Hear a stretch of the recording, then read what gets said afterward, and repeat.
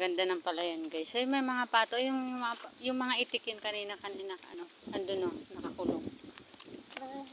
Hi guys. Ay naglalakad kami ng Althea kasi wala kami masakyan na tricycle. Nasa unahan daw yung tawag nito, terminal. Dito kami ngayon sa Karangkang.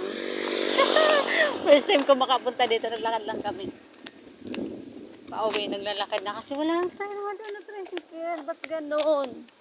Ayan, mga 30 minutes na kami naglalakad. Andun daw sa una-unahan yung terminal, sinasabing sakayan. Pagod na si Althea. Ayan, nagre-reklamo na.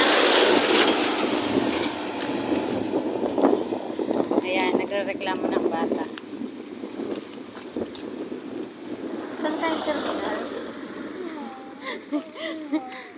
Ang nakakatawa ito kung makalagpas tayo sa terminal na sinasabi. Wala namang sulat na terminal dito.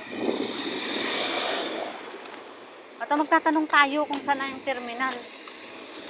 Naliligaw po kami. Ayan. Nakarating na kasi kami ng Karangkang. Ayan. Ganito yung daan naman dyan sa bukid. Ayan.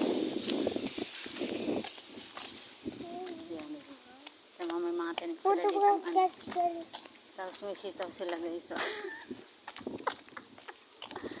Padagang terminal ligdi. Tapos may tindahan guys niyan.